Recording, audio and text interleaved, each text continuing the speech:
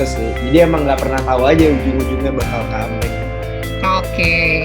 Dan SMA saya jurusannya IPA kan waktu itu. Soalnya kelas internasional di negeri itu nggak ada pilihan IPS. Jadi kita emang pasti IPA gitu loh pas kelas 2. Oke, yang kuliah nanti dulu. Oke, next Amira. Oke, berarti Fayo dan Hafiz jurusannya IPA ya. Oke, next Amira. Kalau aku di SMA-nya di lab school. Nah, aku senengnya itu karena aku seneng di tugasku karena banyak acara gitu kan. Dan alhamdulillah tuh di lab school juga kayak banyak kegiatannya juga. Jadi aku ngerasa lumayan bisa ngembangin diri aku lewat kegiatan-kegiatan itu juga. Dulu di lab school juga aku jurusannya IPA. Oke, nah kan kalian ini dari awal memang rata-rata kecuali Fayo ya mungkin sudah ada future mission, jadi misi masa depannya. Pertama udah ngambil IPA di maintenance sampai akhirnya bisa sampai ke Jerman. Nah, Bismuti pengen nanya dulu nih sama Fayo, kira-kira perjalanan kamu dari SMA ya untuk mendapatkan kuliah di Jerman itu kan sulit ya. Pertama bahasa, kedua itu tesnya berat. Oke, coba deh sharing gimana saat kamu lulus SMA terus tiba-tiba kamu bisa achieve bahwa kamu bisa sampai ke Jerman. Pertama sebenarnya saya itu awalnya pokoknya kepengen teknik otomotif dari dulu karena saya sangat sering berkecimpung dengan dunia mobil, motor segala macam dari keluarga juga. Awalnya pengen jadi saya pengen cari tempat di mana saya bisa teknik mesin atau teknik otomotif, kan bisa nanti ada penjurusan sekian banyak lah gitu. Dari situ saya cari pengen sekolah di mana. Namun ternyata tiba-tiba karena saya dapat influence dari kakek saya yang dulu kuliahnya sempat di Jerman, waktu nggak tahu tahun berapa lah, itu lama sekali. Yaudah, dia tetap menjadi inspirasi saya sampai sekarang. Akhirnya nekat aja ke Jerman. Akhirnya saya nggak ngambil SNMPTN atau apa segala macam, nggak ngambil ujian untuk yang masuk universitas PTN yang di Indo, nekat aja langsung ngambil kursus bahasa segala macam. Dan alhamdulillah juga saya sama bahasa kebetulan nggak ada masalah. Keren. Jadi ya lancar aja gitu. Kalau ayo belajar bahasa baru, ayo gitu, belajar ini ayo. Jadi sampai Jerman juga siap aja gitu. Cuman lucunya lagi, saya sampai Jerman dengan niat dari awal ingin masuk teknik mesin. Setelah 1 tahunan saya di sana, karena di sana kan ada penyetaraan dulu yang kita belum bisa milih jurusan, kita baru bisa milih antara kita mau masuk teknik, sosial, ekonomi, atau kedokteran, segitu aja gitu, mau masuk di bidang mana gitu. Tapi belum memilih spesifik jurusan. Sampai sana saya jelas memilih teknik, masuk teknik. Setelah saya selesai penyetaraan, nggak dibolehin sama bapak saya masuk teknik otomotif. Dan itu saya udah di sana lewatin 1 tahun lebih gitu. Udah di sana nggak boleh masuk teknik otomotif sesuai kemauan saya, berangkat terbang jauh-jauh ke sana, susah-susah ke sana. Saya usaha buat otomotif karena Jerman itu ya jelas lah otomotifnya dia leading gitu kan. Ya udah, akhirnya di sana lagi-lagi persis yang Hafiz bilang, nggak tahu ujungnya kemana. Saya pasrah, saya tanya sama orang tua, kalau saya membantu membantu dunia atau atau berbuat baik untuk dunia, apa yang bisa saya lakukan dari sini gitu. Akhirnya ketemulah si jurusan renewable energy tersebut, karena notabene kita harus memperbaiki ekonomi dunia, energi dunia, global warming segala macam itulah. Dari sisi teknik lingkungan, akhirnya saya masuk ke teknik lingkungan yang penjurusan renewable energy. Ya sudah juga, karena background saya juga banyak yang berhubungan dengan lingkungan. Jadi udah nekat aja, tiba-tiba kecemplung aja di renewable energy dan bersyukur alhamdulillah nggak jadi masuk teknik otomotif. Karena orang tua. Oke, yo, tapi kan gini, untuk subjek renewable energy itu jujur ya, itu kan teknik pemanfaatan energi baru ya. Dan memang subjek yang kalau dibilang prestis, kalau orang bilang gitu, karena memang berhubungan dengan banyak hal gitu. Nah, menurut kamu nih, kira-kira kamu udah sekarang semester berapa, Yo? Saya sekarang master semester 2, masuk 3. Master semester 2 gitu kan. Nah, coba kamu bisa sharing ke adik-adik semua gitu, bahwa kita itu kalau misalnya ngambil college, ngambil kuliah, jangan mungkin yang yang gini-gini aja gitu. Tapi kan kita bisa melihat apa namanya, intinya kita bermanfaat untuk manusia dan untuk dunia. Coba bisa cerita dikit tentang, saya seneng deh tentang renewable energy. Apa sih yang dipelajarin? Seperti itu juga sampai kayak kamu untuk bisa ngambil master, sampai kamu cinta gitu loh. Karena begitu tadi gitu yang persis juga Miss Putri bilang, karena kita memberikan sesuatu untuk dunia gitu, dan saya senang dengan sosial, dengan lingkungan saya, dengan environment saya ingin melakukan sesuatu. Cuman dulu saya nggak tahu itu apa, saya nggak tahu harus ngapain gitu. Karena saya udah di sana dan saya melihat sendiri ke Indo, karena kita kan melihat Indo dari jauh gitu. Oh, di Indo tuh ada kurang ini, kelebihan ini, kurang ini, kelebihan ini, dan menurut saya dulu jurusan pada tahun berapa tuh ya?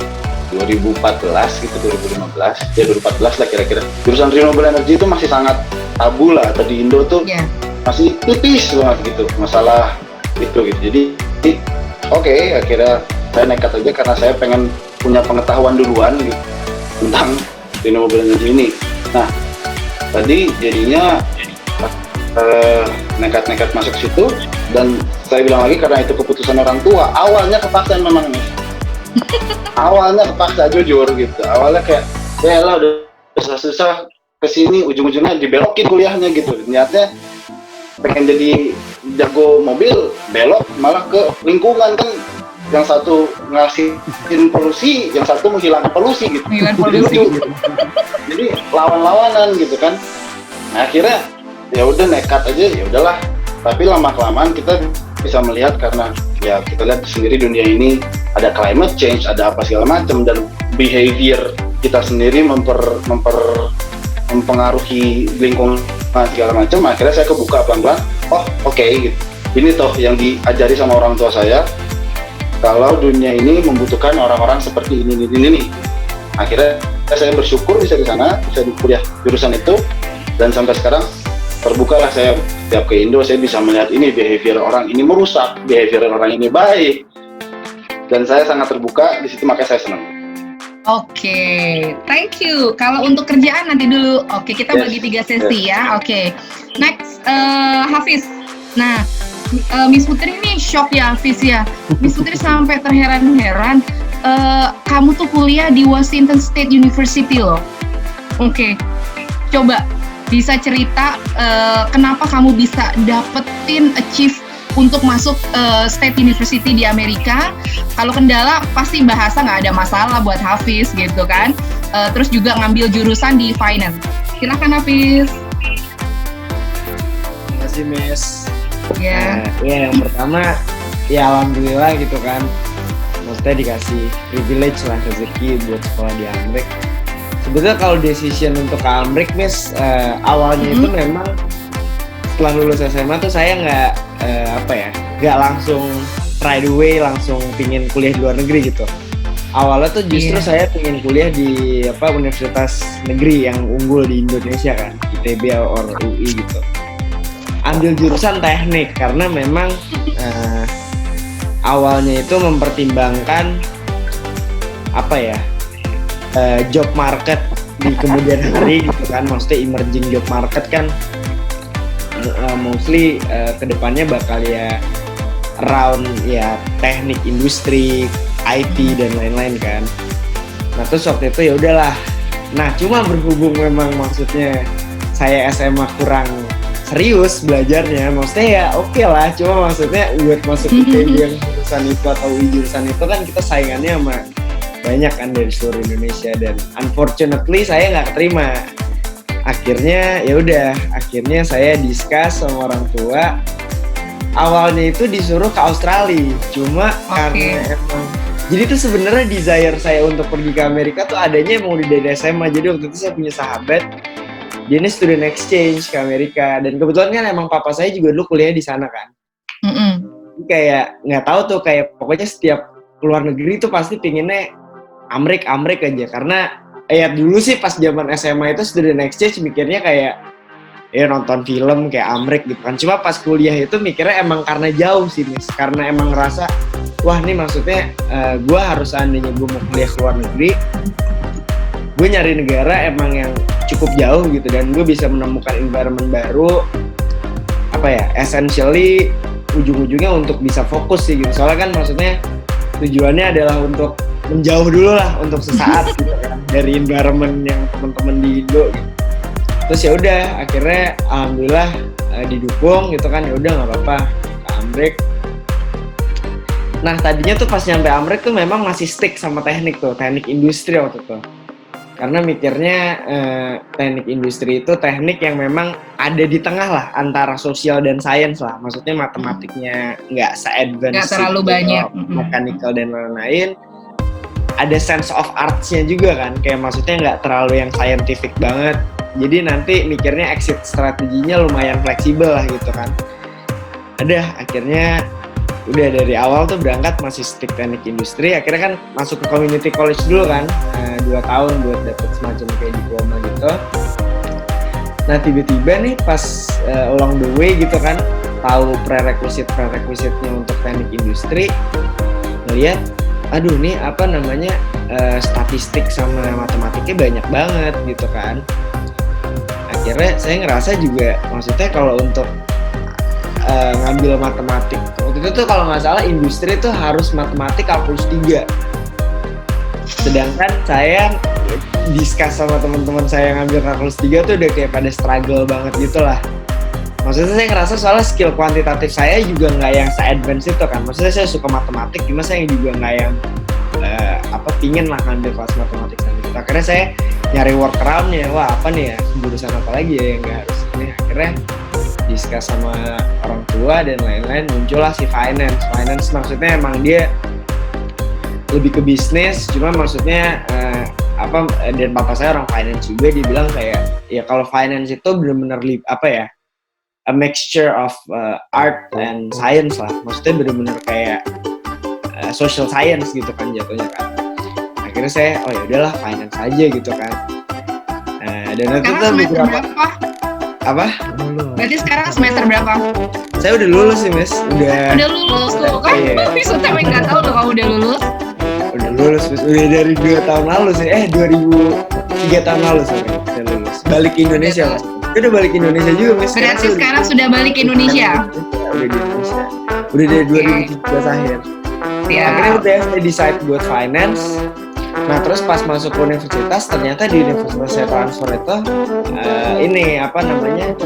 bisa double major gitu kan. Bisa double major, terus saya mikir wah keren juga nih, maksudnya seru juga kan kalau bisa ambil satu jurusan yang lain gitu. Saya ngambil buat nge-offset kayak, maksudnya finance kan oke lah, cuma maksudnya emang lumayan mainstream gitu kan. Kayak maksudnya saya ngerasa kayak wah ini harus ada something unique lagi nih di luar finance yang bisa jadi selling point saya lah nanti gitu kan. Akhirnya pikiran sih maksudnya tertarik sama si information system ini, manajemen information system. Nah itu uniknya itu adalah kalau sistem informasi di kampus saya itu dia bukannya masuk ke fakultas IT tapi masuknya ke fakultas bisnis. Jadi dia memang spesifik manajemen information system gitu. Belajarnya kita lebih fokus kepada pengelolaan data. Jadi benar-benar sistem informasi yang dapat diaplikasikan ke dalam dunia bisnis lah, data analytics dan sebagainya gitu. Akhirnya udah. Oke, berarti Hafiz double degree ya? Nah, jatuhnya tuh double major sih Miss. Degree-nya tetap satu karena dia satu fakultas. Degree-nya tetap satu tapi hanya double major. Oke. Iya, karena degree-nya school-nya sama, fakultasnya sama, cuma majornya beda gitu. Oke. Next itu Amira, karena Amira paling muda nih kan. Kurang lebih baru setahun ya Mir? Belum setahun ya? Oh, belum setahun. Oke. Coba masuk September. Karena setahu Miss Putri, Amira itu dapat scholarship ya dari pemerintah Indonesia. Sisanya Amira bayar kos sendiri. Coba bisa ceritain kenapa Amira bisa dapat scholarship itu? Jadi koreksi sedikit. Sebetulnya scholarship itu dari universitasnya yang ngeluarin. Dan emang pas awal daftar universitasnya emang udah nawarin gitu, apakah kamu mau apply untuk scholarship atau yang non scholarship. Ya, dan aku pikir ya kalau ada kesempatan kenapa nggak dicoba aja, toh kan kayak kita juga nggak tahu kemampuan kita tuh bisa sampai sejauh mana. Terus jadi ikutin proses aplikasinya aja, kayak pertama harus bikin esai, abis itu English proficiency test juga, abis itu interview juga.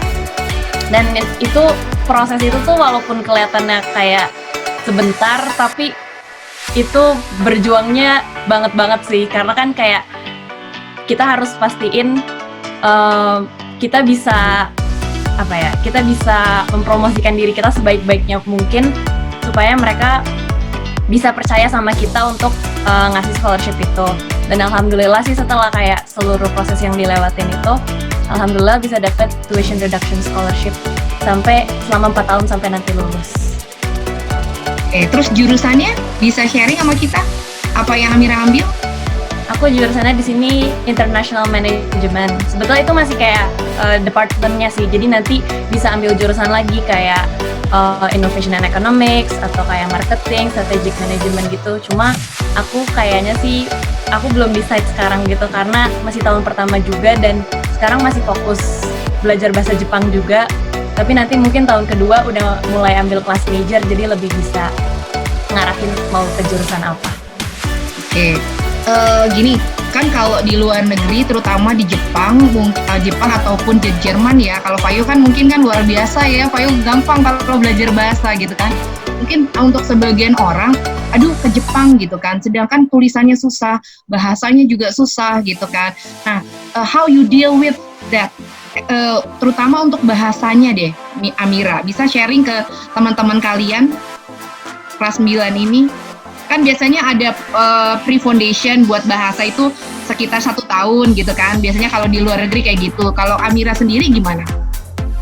Kalau aku sebelum berangkat ke Jepangnya, aku 3 bulan les dulu di sini.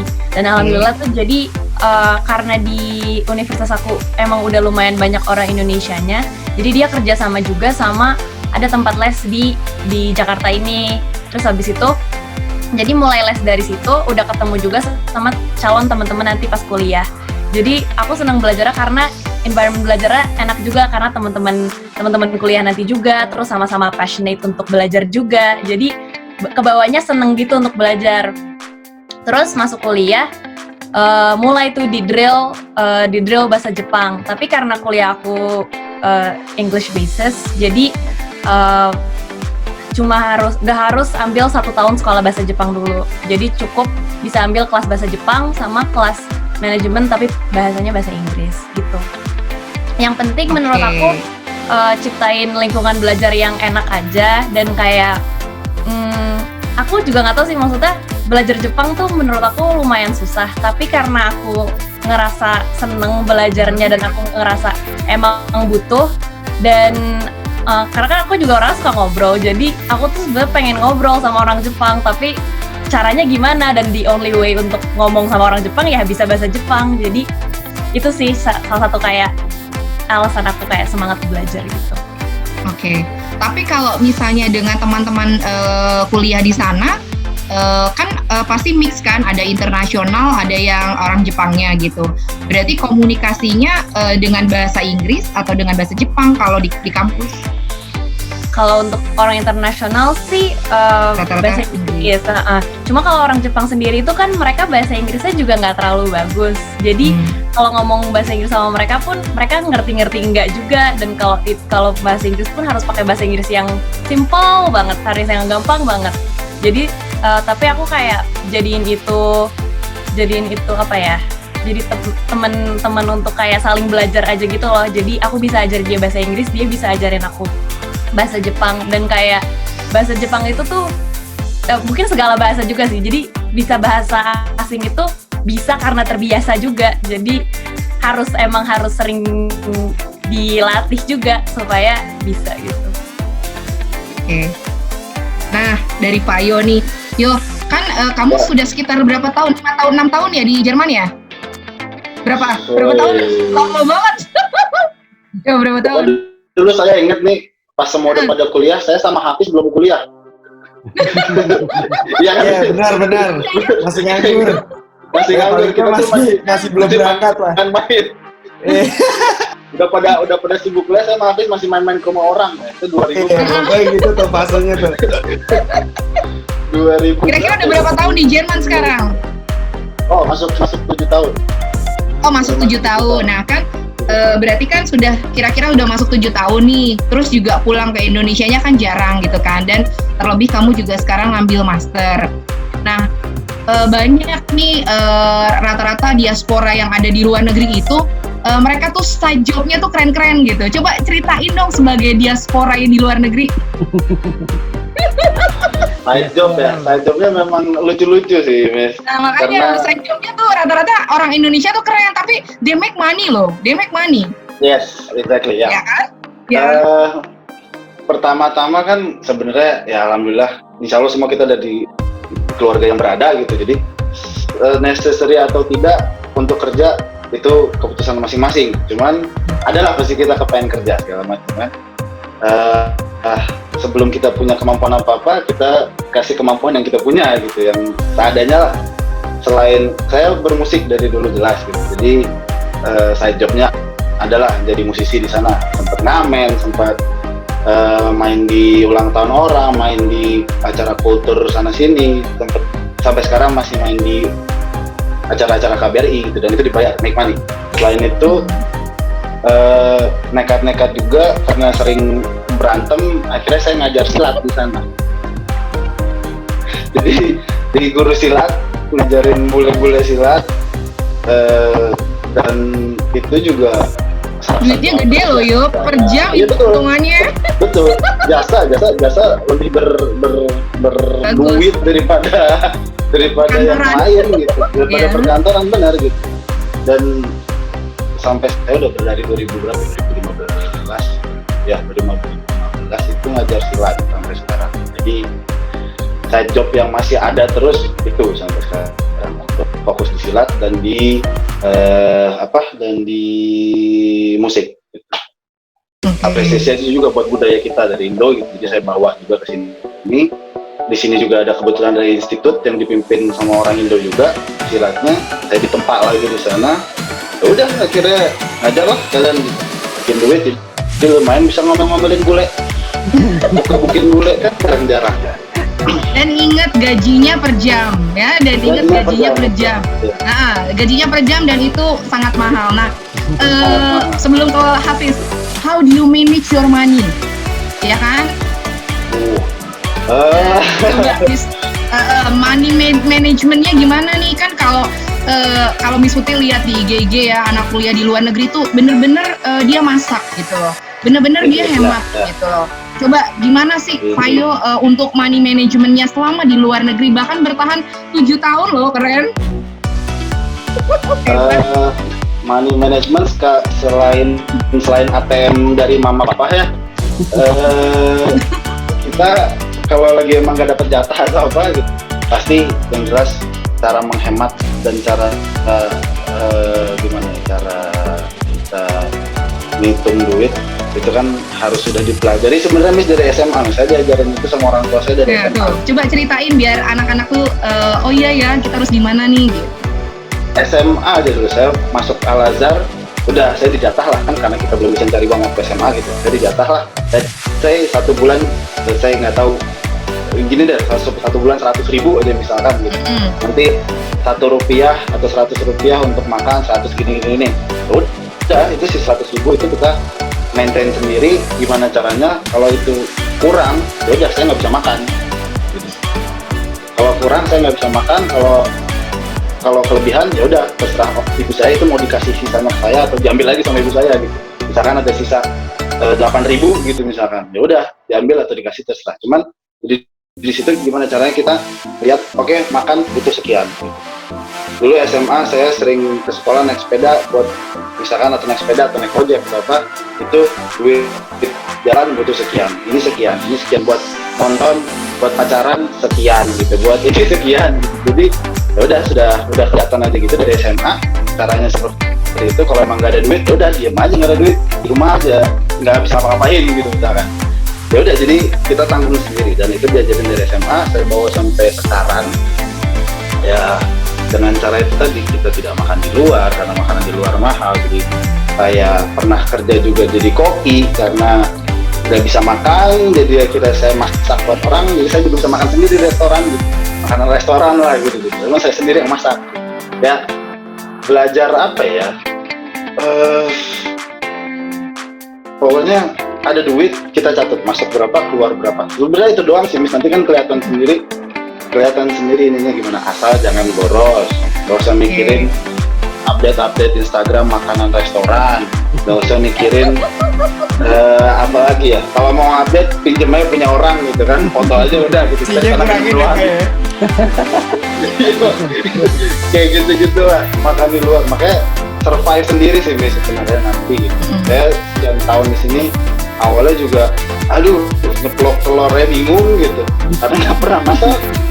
Pertama kali nyampe sana nyalain kompor gimana gitu kan, nyari-nyari gitu.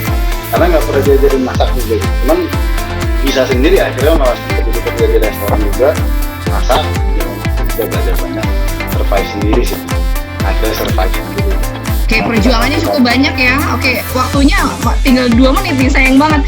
Kayaknya masih seru. Nanti kita masuk lagi ulang aja. Oke, Nanti kita off, Hafiz. kita masuk.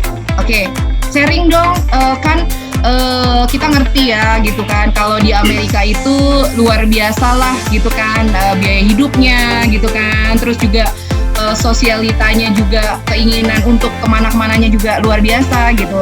Ya kalau money management di Amerika tuh gimana, Fis? Waktu kamu di sana kayak Fayo, sempet nggak kamu ada side job gitu? Nah, ini tinggal 2 menit nih.